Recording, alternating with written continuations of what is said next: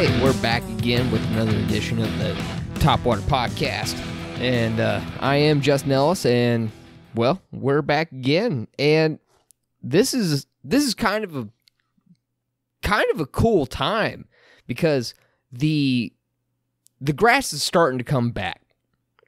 It's starting to come back. It hasn't quite got like to where it's actually growing above the water yet, because what I've noticed is we've kind of gone from that spawn period to post spawn, and that's really what this episode is really going to be about is that spawn period. And unfortunately, no, I did not catch any bass off of any sort of beds, but that's okay. That's okay because of the fact that I was fishing too muddy of water in order to actually see bass on beds. So I was kind of blind fishing. And when you're blind fishing, you're not making specific casts with a Texas rig, which that's generally what you would use in order to bed fish with. I mean, as far as I know. I mean, you could probably use other things to bed fish with. I mean, I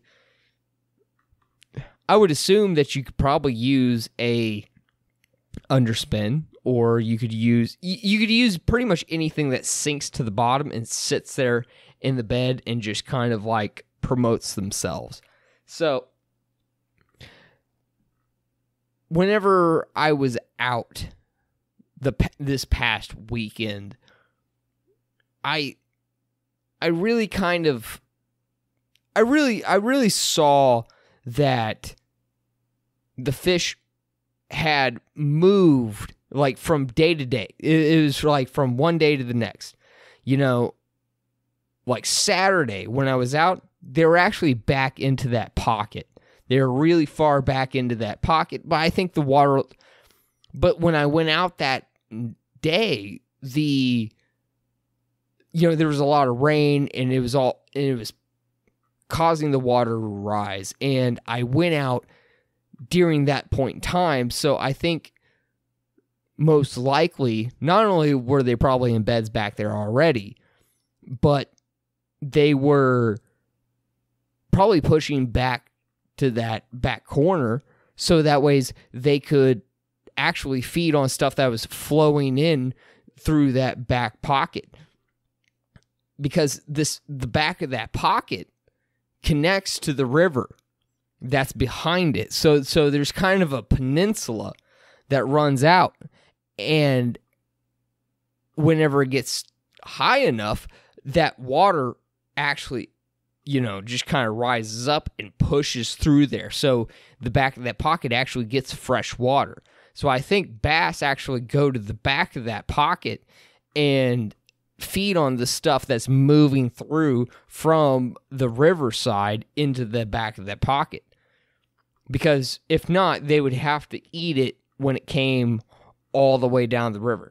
So, and then they would have to go out to the mouth of the river and where that is, and out away from the protection that they're in right now, which is a pretty protected pocket whenever it comes down to dealing with the elements. Because being back there, I noticed like being in a kayak, yeah, I get blown around a little bit, but there's no waves. So there's not really any turbulence onto the water. So any sort of wind that is happening isn't really touching the water. It's really just kind of staying up. And if you kind of sit low enough, you don't really feel the effects of the wind. So as long as you're up high enough, I mean, if you're up high enough, you're going to get blown around like a sail because of the fact that, and it also, there is a specific wind. If it's blowing straight into it, then yeah, it'll blow you like straight into the back of that pocket. But that's a specific wind. I think it's probably more of a like a western, like northwestern, like kind of a north. It's more like west northwest. I think would be the one. It's like it's a western wind but it's kind of northwest. So I think it's west northwest. I think that would be the correct wind in order to really be able to blow it back into that pocket. But that's cool because that means it's protected throughout all the different ranges of the wind. So whenever I went back there, on Saturday, it was pretty active. I was getting bit a lot. It almost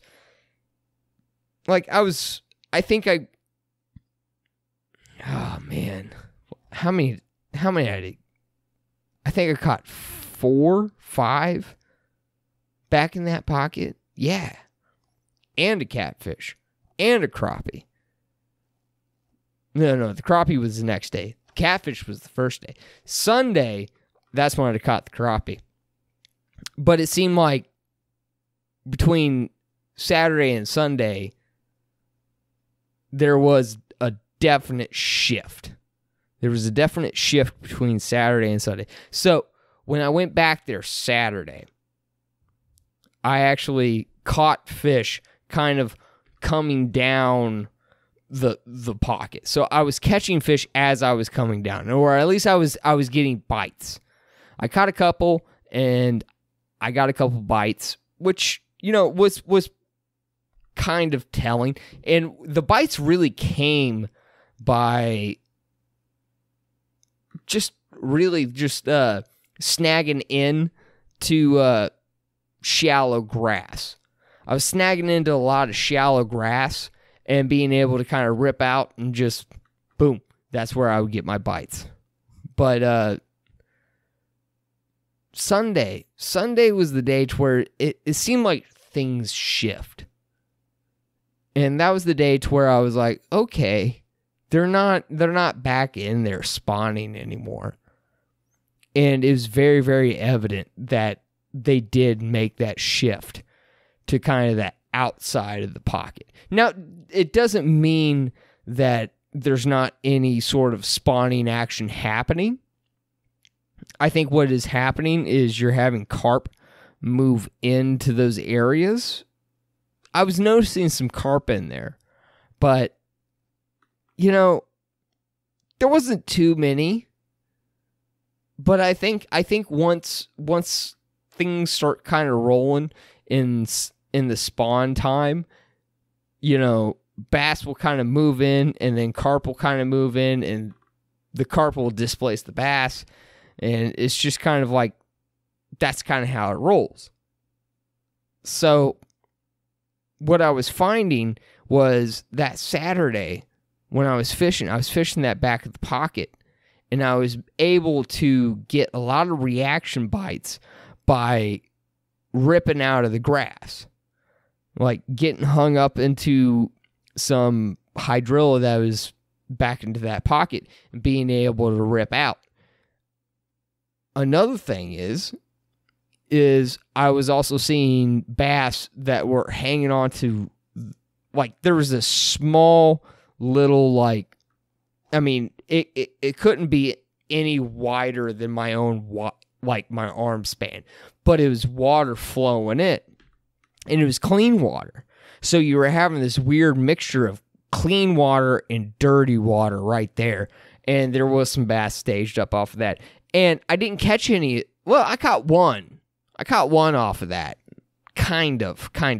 I had tossed back into kind of this point. So there was these 3 fingers. So you had one going off this way, which actually connected with the river on the other side. You had another one that was right here that didn't go anywhere, and another one right here. So in those two created this point, and then you had another point right here, and then that's where it connected to the main channel if it was high enough. So at that point, I tossed back past that point to where you had I would almost say excess flow.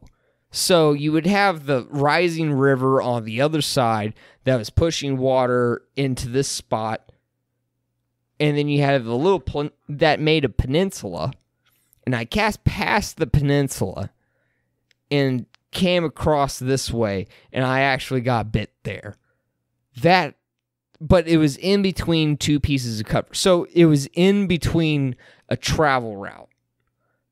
So there was a point here and brush and a little like island of grass and some brush.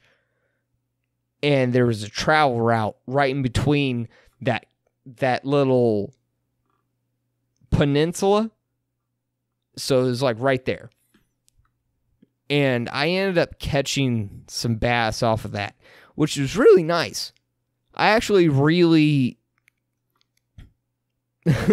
I was really enjoying myself these days because it's like I went from being in wintertime.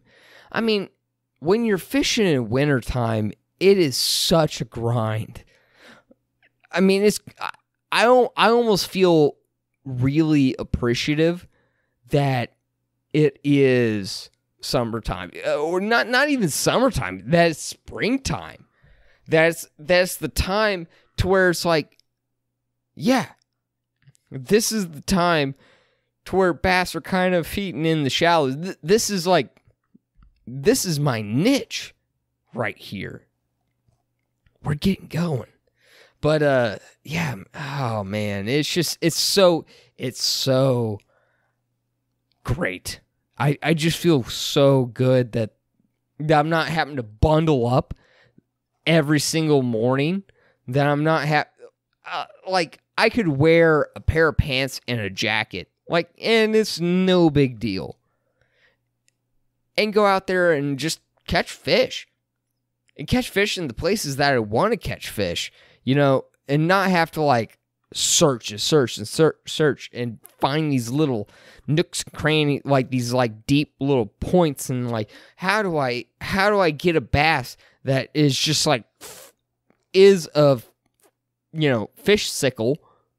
It's a fish sickle. That's what it is. It's a fish sickle. But yeah. Oh yeah, it's a fish sickle. Yeah. No. But yeah. But I've caught some big ones off those jerk baits though.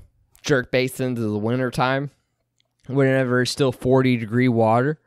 Catching a 4-pound bass, a 5-pound bass. Oh. You're talking some fun times. Because they are fighting way harder now. And actually, I need to upgrade my line. I got some coming in. Some Abrazex. And I'm going to be putting that on. As soon as I got 20-pound Abrazex. And it's going to be time to put them on. So, when it comes in, I'm going to put that shit on. But until then, right now, I'm rocking some 12-pound P-line.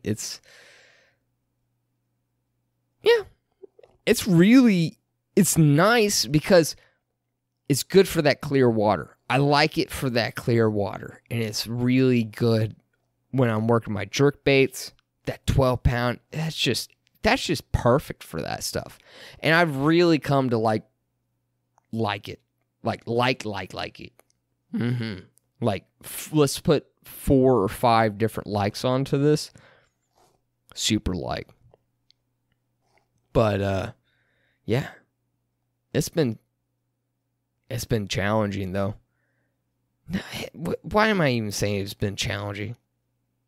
It's not been challenging. It's really not. It's really been chucking and winding. That's really what it's been. It's been just kind of patterning them out. Okay. Well, where are they right now? Because from Saturday to Sunday, they did make a change. They made a change to where they went from the back of the pocket to more of the front. I was actually catching them on the front of the pocket, and then I was catching them in the back of the pocket, which was I mean, I would almost say indicative of the time, because the time being that, this is almost like a spawn, post-spawn period. Like, we're going to go from the spawn to post-spawn. So I think I caught it as it was happening. I caught it from day to day. Which, I mean, it's not like the front of that cove and the back of that cove are really that far. I mean, I can go from the front of the cove to the back of the cove in, if I was paddling, a couple minutes. So, what's to say that they couldn't go from the back of that cove to the front of the cove in a couple minutes? It's not a very far hike, especially for the fish. So, yeah, I mean, it was, yeah, I don't know. I just feel kind of disappointed that I wasn't actually able to do any sort of bed fishing, like actual bed fishing, to where it was like me finding a fish locked onto bed. Oh, here's the bed. Here's the fry. Here's this, and then actually fishing for them. It's just, it was too muddy of water. Maybe if I went up into the creek a lot further, then I probably would have found a lot more beds. I thought about doing that, but I didn't. I kind of stuck to the cove that I knew and went for it and just kind of picked that thing apart, which I should have. I should have spread out, but the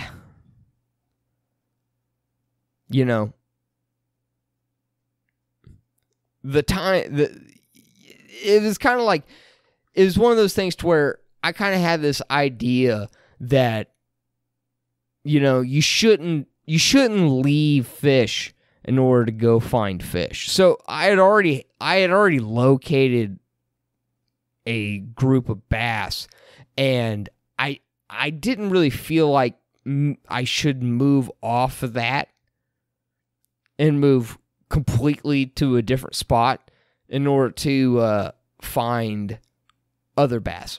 But at the same time, I probably should have done that. That would have been a good idea to go downstream. Not downstream, I was already downstream. I should have gone upstream and started looking for those bass up there. And I did. So, I don't know. I think this spawn period, I've done fairly well for myself. I mean, I haven't caught any giants. That's the thing. I haven't caught anything over 3 pounds. For sure, haven't caught anything over 3 pounds. I've hooked into a bass that... Okay, I take that back. I have caught something over 3 pounds, but it was a catfish. I hooked a catfish, which apparently, I didn't know this, but for me, fishing a fluke means I'm not going to catch bass. But actually, I actually take that back, because I've caught multiple species off of one lure. I mean, that says something. That says something. If you catch multiple species off of one lure, that says something about it. So, on Saturday, I hooked into something that I thought was a catfish. And it turned out to be a catfish. Just because of the way it was fighting me, it just didn't feel right. And then even when I did get it up to the surface, it was a foul hook, which I don't know how that happened. I don't know how a foul hook on a Texas rig bait works. I mean, I just don't get it. Like, it should have just bounced off the outside and not even hooked it, but I guess it did. No, it might have smashed, like, the catfish might have came in and smashed it first, and then, like, exposed the hook and just spit it real quick, because I was just jerking it, because it was a fluke. So when you're working a fluke, you have to understand that it's not like any other soft plastic bait. It's actually more like the hard jerk bait that you'd probably be fishing in more open water, a little bit deeper water, something that's not where I'm fishing right now. Because what I'm fishing right now, I mean, you're talking like max depth, maybe 5 foot, but that's in like the middle of a little cut, maybe. The rest of it is like, I would almost assume there's good 20 to 30% of that cove that is a foot and less, maybe if not 40. So like there's a really good majority of that cove that is probably a foot and less. And oh man, that's actually really good. That's really close. I would almost say 30. I would almost go 30% of that cove is probably 1 foot or less. And you would probably have another 30%, if not, no. I would say 30%. Yeah, that's probably a good measure. Another 30% is 2 foot to 1 foot. That's 60. And then the remaining of it is like 5 to 2 foot. And if you wanted to break it down even further than that, from, I would go 3.5. Yeah, I don't know. I don't want to speculate even further than that, because really, like, I almost think that the deepest parts of that are really, really the minority of that cove. So, like, I mean, that's like that cut. Just the cut itself is like 5 foot, probably. I would say it's 5 foot. I bet there's spots in it that are 5 foot. But it's not a very big percentage of the cove. So most of it is 3 foot and under. I would say most of that cove is 3 foot and under. And most of that cove, actually, I hate to say it, but I think honestly, 50% of that cove is probably a foot and under. Like a foot and a half and under. I would say at least over 50%, about 50% of that cove is probably about a foot and a half. I really thinking about it and watching it and looking at it, there's a lot of that cove that is really, really shallow. Real shallow.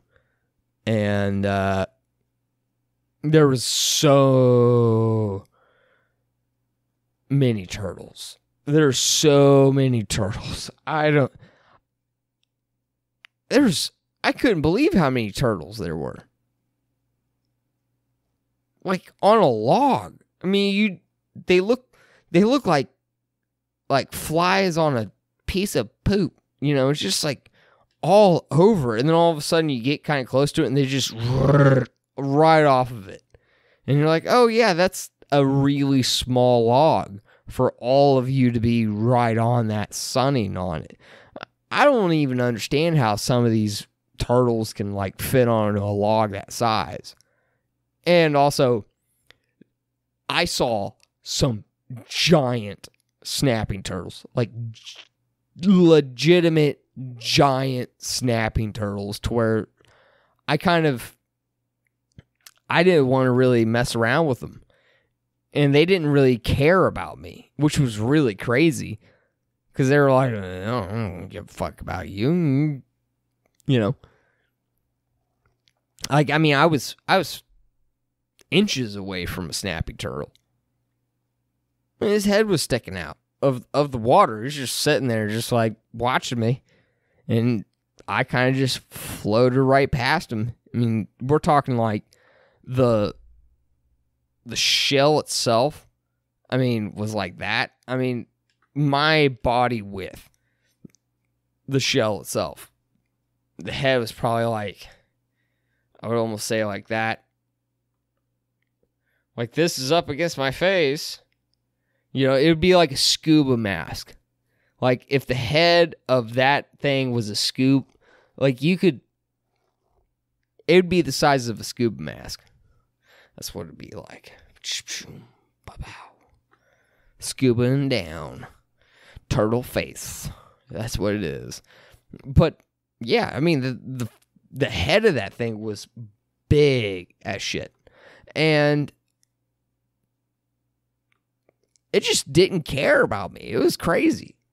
It was just really crazy. But you know what? Also seeing all that life around it, I'm surprised I've never caught a turtle. I've never caught I've gotten close to catching a frog. I got a frog really interested in the bait that I was throwing, and it kept like jumping for it, but it was a dumb frog. It was a shitty frog. It was a broken frog or something. It couldn't, like, it missed. I couldn't believe how much that frog missed my bait. I mean, I was even playing around with it. You know, just like, you can't, you know, just like, because it kept jumping at it, but it kept missing it. I don't understand that. You're supposed to be a predator. You're supposed to be able to, like, just eat something up. You should have been able to figure it. I mean, I wouldn't have set the hook. I'd have let him spit it out. Because he probably would have, like, chomped on it and been like, oh, this isn't real. Like, this isn't, bleh. Let's get that out of my mouth. But it's just playing around with my bait. And I was like, let me just fool around with this thing. And it just tried so hard and just never got. It's like something smacked in the head and its eye was crooked. I just really don't understand that. But, yeah. So, I've been fishing muddy water. And the muddier water that I've been fishing, I've actually noticed that I've been getting more success. So, like, during the winter time, I was actually getting a lot of success by finding the clearest water I could find. And now, it seems, since the water's warming up, and I think what it has to do is that the mud, the suspended particles that are into the water, are actually starting to heat up. So I think the light that's hitting the water is actually hitting the particles in the water, and actually that's heating the water up. Not to mention, we're also talking not that much water. So since there's not that much water, and also at the same time, you have particles that are floating in the water, it heats them up. So you kind of get a dual effect going here. So with the less volume plus the particles in the water, you are actually, in fact, warming the water pretty quickly. That's why right now I think we're hitting that post-spawn. And I think that we're transitioning from the first, like, the big wave that moved into the pockets and spawned. I think they've spawned and they're done. You know, I think it was really, really quick. It was just boom, in, bam, done in a week. So, because that's done, I also think that, you know, I also think that they're probably not going to be back into that pocket anymore. I think they're probably going to be moving out towards the edges of those mud flats and into the edges of they're probably doing now is stage. Well, but see, then again, also they could also be, you know, spawning too. I don't know. There could be like another wave of spawning. I don't think they're spawning though. Because they were in the back of the pocket one day and now they're at the front of the pocket the next day. So I think they're done spawning, but I'm surprised that they're just not back there. You know, I'm surprised that they didn't stay back there. That's really what it is. I'm surprised that they just didn't stay back there. That they went back there and they were there, and boom, and now they're gone. It's just like, pop, pop, you know, like really quick. Maybe I didn't catch it. And that also could be it. Maybe I just didn't catch it. Maybe I just didn't get in there early enough. And I'm just kind of late to the party. I'm just seeing the stragglers go home. Sort of thing, because I mean, this is the end of April, so yeah, most likely I'm seeing everybody going home. The party's over. That's probably what it is. Now we're probably in this post-spawn, so yeah, I think we're probably in the post-spawn. That'd be really great if we're in the post-spawn.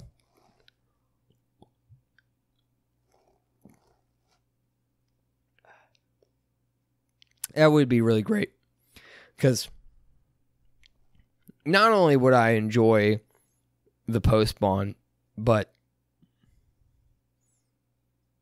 oh man, I want to try out my S waiver. I want to try out my. I want to get some bass on some topwater. That's the biggest one, is getting some topwater lily action going on. Oh my gosh. Oh my gosh. That is the thing that I am waiting for right now. I just want some. Oh. Come on. Come on, lily pads. Come on, lily pads. Everybody thinks that summer is my favorite time of the year. It really is. Summer is my favorite time of the year. It really is. Because, I mean, once you get that topwater that frog, you throw it out there and get on those, like, what I look for is kind of the V's into the bank. So I look for the points and the V's into the bank, and I'll try to throw my frog, like, parallel to those V's. And usually somewhere into that parallel, I usually get them. Now, I start from the outside in, so that way if I catch one on the outside, it doesn't necessarily spook the one on the inside. You know, I mean, that's just kind of, because if you catch one on the inside and you drag them out, you could spook everything along the way while you're dragging that dude out. But if you catch one on the outside and drag him in, you can get into the inside and catch one on the inside, because that dude didn't go in there and just spook the crap out. You know, hopefully you're fishing some heavy duty tackle when you're frog fishing. If you're not, you're bound for some debacles, and you're bound for some things to go wrong. So make sure that you have the appropriate gear in order to deal with, you know, handling topwater fish with a hollow body frog and some cover, you know, because those lily pads do not give. They really do not give. And if you think they do, well, good luck. Good luck, son. I wish you the best. But, yeah. Just getting in there and getting after it. I can't wait to do some flipping, too. I almost need a second rod. Second reel. Kind of have a second rod, second reel. I'm waiting on it. I'm waiting on the reel, really. Because, I mean, I have the rod to to kind of be able to do it, but the reel needs to come in.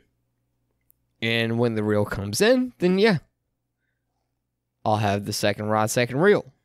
But until then, we're just kind of waiting. And I'll chalk it up to the whole pandemic situation that's going on right now. I'm not going to say whether or not the company or whatever, it is what it is. That's what I'm saying. It is what it is. And until I get my reel, it is what it is. So, maybe I'll get my reel. Maybe I'll get my reel in time for some lily pad flipping. That'd be really cool. Just go straight up like fluorocarbon, like 20-pound fluorocarbon. Yeah, it'd be really great. I got some of that coming. It's going to be here. So, hopefully, that will get here. Like, hopefully my new reel will get here eventually, and I could throw that onto that rod. Excuse me. And, yeah. Have some fun frog fishing and flipping. And that would be fucking cool. But, well, guys, I've had a fun time. I've been having a fun time breaking this down. And hopefully you guys, been entertained and having some fun. And I've been having some fun. So, cheers to you. Because the beers have been flowing, and they've been flowing real nice, and they've been flowing for me. And the fish have been catching. The fish have been biting. Catching and biting. They've been catching first, and then biting second. So, I've caught bass, and then they've been biting the crap out of me. I got a lot of bite. They've been bruising me up. They've been beating me up, guys. I need to make a report. This is the fishing report. Let's get those bass. Let's go out there. Those sons of bitches. But, yeah. So, I've had fun. And, yeah. So, follow me at Justin_TWP Fishing at Instagram. Go ahead and share this. Like this. Let's have some fun. Hopefully you guys get out on the water. Cheers.